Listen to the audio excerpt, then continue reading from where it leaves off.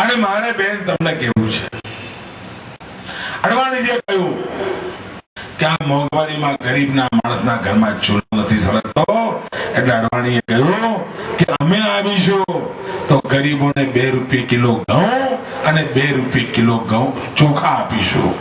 બોલો તમારે કઈ કહેવાનું છે બેન? આ તો આપણે આપ્યું કહેવાય કે નહીં ભાઈ? આપ્યું કહેવાય કે નહીં? અડવાણીજીએ ચોખ્ખું કહ્યું કે અમારી સરકાર આવશે તો ગરીબોને 2 રૂપિયા કિલો ઘઉં, 2 રૂપિયા કિલો ચોખા. ગરીબના ઘરમાં ચૂલો સળગે એની આનાથી મોટી બીજી ગેરંટી કઈ હોય ભાઈ? પણ સોનિયાબેન બોલતા નથી. કારણ શું ખબર છે? એમણે 3 રૂપિયા જાહેર કર્યા છે. હવે કયા મોડે બોલે? બોલવા જાય તો લોકો વિચાર કરે કે આ ભાજપ વાળા 2 રૂપિયા આપે છે, કોંગ્રેસ વાળા 3 માં, તો આપણો અમદાવાદી ગુજરાતી માણસ, વેપારી માણસ શું કરે ભાઈ? 2 રૂપિયા વાળા ઘઉં લેવા જાય, 3 વાળા જાય. તો બેનને લાગે ડરી ગયા, બોલો બોલતા જ નથી.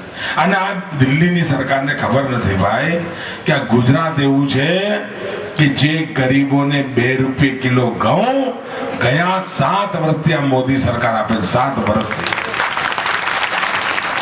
અને આ કોંગ્રેસ વાળાને ખબર હોત ને કે મોદી 2 રૂપિયા કિલો ઘઉં આપે છે તો એમણે 1.5 રૂપિયો જાહેર કર્યો હોત,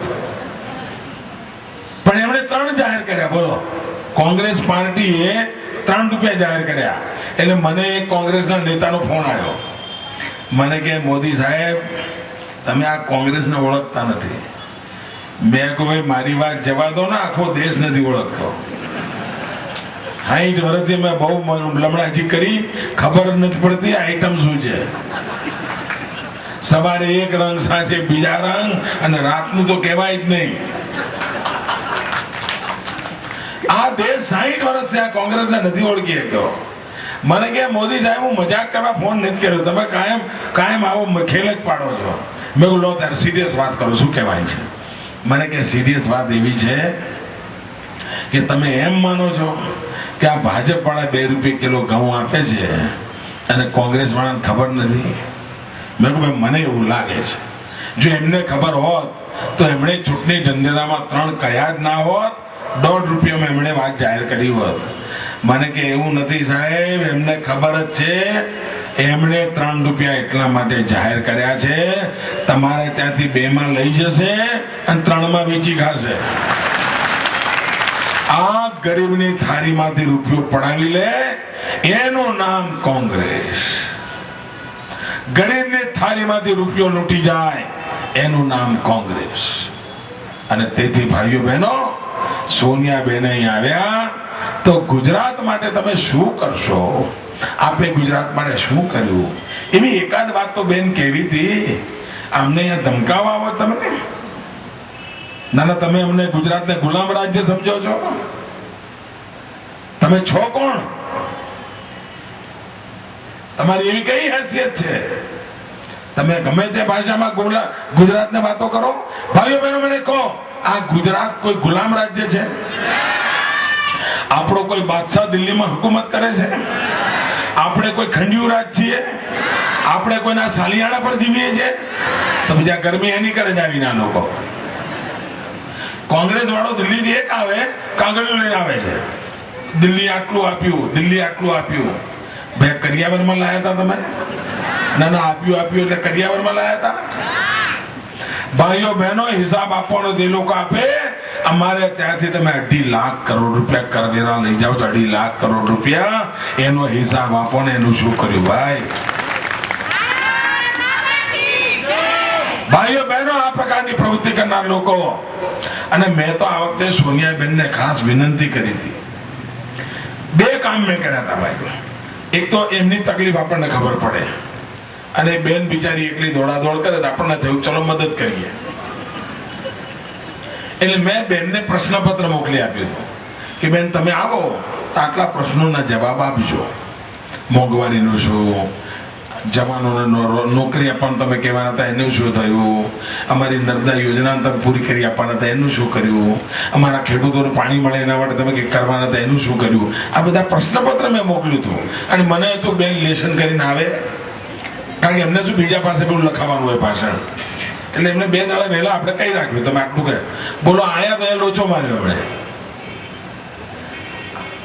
સોનિયા બેને પહેલા જ દાડે એવો લોચો માર્યો અને આખી કોંગ્રેસ 10 દાડાથી મીટિંગ કરતી હતી. કલ્યા ગુજરાત જાવ તો હાચવજો, કાંઈ બોલતા નહીં તો મોદી પાડી દેશે. આ કોંગ્રેસે રાત ઉજાગરા કર્યા હતા, મીટિંગો કરી હતી.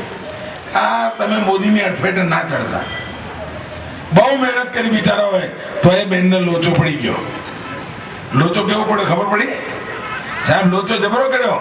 પહેલી સભા હતી એમની જેતપુરમાં અને છેલ્લી સભા હતી ખેરાલુમાં. તો લોચો એવો કર્યો, બેને ખેરાલુ વાળો જે કાગળ હતો એ જેતપુરમાં વાંચ્યો. હવે થાય શું? તો ખેરાલુમાં એક યોજના છે સુજલામ સુફલામની, જે યોજના જેતપુરમાં નથી, પણ પેલો કાગળિયું ખેરાલુ નતું એટલે ત્યાં એમણે પૂછ્યું કે અહીંયા સુજલામ સુફલામનું પાણી આવ્યું છે.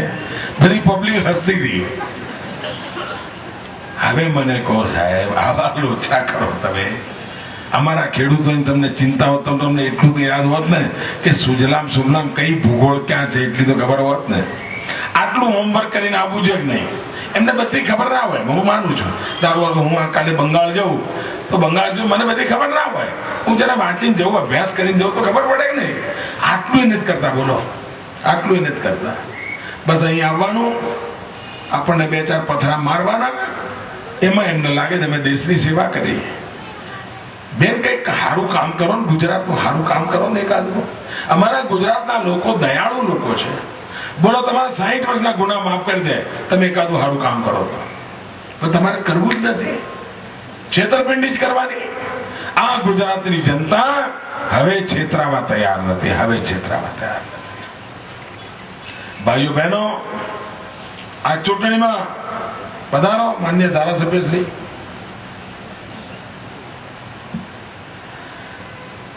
ડોક્ટર કલસરિયાજી, ભાઈઓ બહેનો,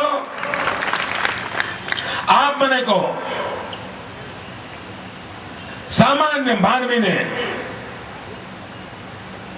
એના રોજબરોજની જિંદગીના દુઃખ દૂર કરવા છે અને આ